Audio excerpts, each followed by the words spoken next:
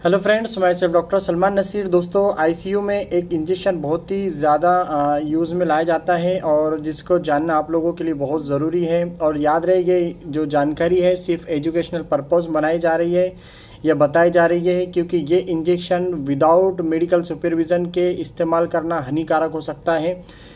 तो ये सिर्फ इंटेंसिव केयर यूनिट में एक डॉक्टर की निगरानी में इस्तेमाल में लाया जाता है इंजेक्शन है। तो दोस्तों, मैं आप लोगों को बता दूं, इंजेक्शन कार्डेरॉन ये एक तरह का ब्रांड नेम है, लेकिन उसका जो जेनरिक नेम है वो एमिडोरॉन है।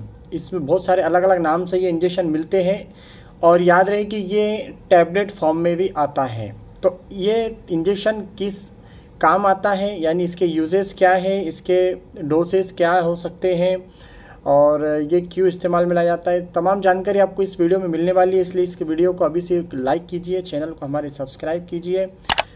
दोस्तों, सबसे पहले मैं आपको बता दूं, इंजेक्शन एमिडोरॉन ये एक तरह का एंटी एरिथमिक्स ग्रुप की मेडिसिन होती है। एंटी एरिथमिक्स यानी कि जो हमारी हार्ट बीट होती है जब ये इरेगुलर हो जाती है, यानी हार्ट बीट बढ़ जाना जिसको हम कह सकते हैं, तो उसके अंदर इस्तेमाल में लाई जाती है। इसका जो एक्शन है, जो इलेक्ट्रिकल एक्टिविटी जो हार्ट में होती है एबनॉर्मल, उसको ब्लॉक कर देती है और नॉर्मल करने का काम करती है। जो हमारे हार्ट रेट है, पल्स रेट है, जो हार्ट की राइदम बोल सकते हैं, उसको नॉर्मल करने का काम एमिडोरॉन करता है। तो दोस्तों, ये और इसको इंजेक्शन फॉर्म में दिया जाता है। तो इन्फ्यूज़न इसको आईवी थ्रू दिया जाता है और स्लोली दिया जाता है। एटलीस्ट 30 मिनट्स के अंदर इसको देना होता है और जब तक ये इंजेक्शन चल रहा होता है बहुत ही एहतियात करना होता है। बीपी को मॉनिटरिंग करना होता है, और क्योंकि मैं उसके साइड इफ़ेक्ट आपको बताऊंगा आगे, और हार्ट रेट को भी मॉनिटर करना होता है। ये आप याद रखिए।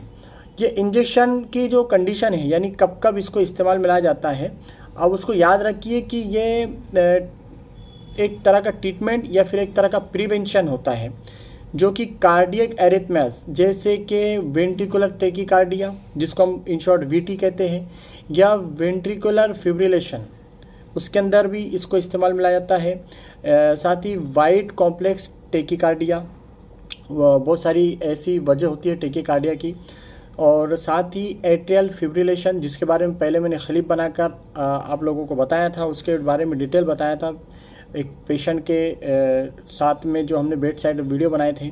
साथ ही पैरोक्सिस्मल सुप्रावेंट्रिकुलर टेकीकार्डिया, ये ऐसे कंडीशन होती है जिसमें एमिडोरॉन इंजेक्शन जो है इस्तेमाल में लाया जाता है। दोस्तों, मैं आपको बता दूं, ये इंजेक्शन जब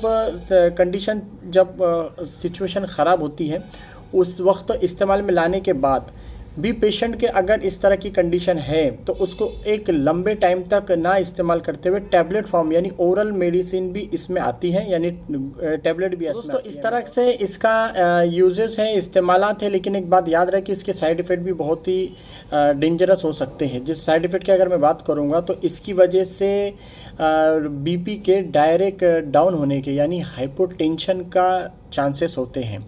इसलिए मैंने शुरुआत में कहा कि आपको सिर्फ और सिर्फ मेडिकल सुपरविज़न और आईसीयू लेवल पर ही इसको इस्तेमाल में लाना है। और इसके साथ ही दोस्तों, इसकी वजह से हार्ट रेट के भी डिक्रीज़ होने के, यानी जिसको हम ब्रेडिकार्डिया कह सकते हैं, ब्रेडिकार्डिया के भी चांसेस होते हैं, हाइपोटेंशन के चांसेस होते हैं। और साथ ही एक इसका साइड इफ़ेक्ट दोस्तों ब्लड विज़न है, यानी कि धुंधला दिखना आंखों से, इस तरह की भी तकलीफ हो सकती है। Nausea, vomiting, stomach upset, constipation, नींद ना आना यानी इंसोम्निया, इसके अलावा ट्रेमर्स वगैरह आना, हेडेक है। और जिस जगह पर हमने ये इंजेक्शन लगाया है, जिस जगह पर जैसे कि इंट्राकैथ लगी है, तो उस जगह पर जो है लोकल कह सकते हैं हम, वहाँ पर रेडनेस हो सकता है, स्वेलिंग आ सकती है, पेन हो सकता है, ईचिंग हो सकती है। इसके ये कुछ यानी कि साइड इफ़ेक्ट्स हो सकते हैं। दोस्तों, ये इंजेक्शन को बड़ी एहतियात के साथ इस्तेमाल में लाना होता है। तो आज मैंने आप लोगों को बताने की कोशिश किया, एमिडोरॉन या कार्डेरॉन इंजेक्शन के बारे में अहम जानकारी देने की कोशिश किया। आई होप कि आपको अच्छे समझ में आ गई होगा। फिर भी कोई कन्फ्यूज़न है, कोई क्वेश्चन है, आपको पूछना चाहते हैं आप, तो कमेंट के जरिए पूछ सकते हो। और ऐसे ही वीडियो जानने के लिए, देखने के लिए हमारे चैनल मेडिकोस लाइफ लाइन को आप ज़रूर सब्सक्राइब करें, क्योंकि हम लोग बहुत ही कोशिश करते हैं मेडिकोस को हेल्प करने की यहाँ से।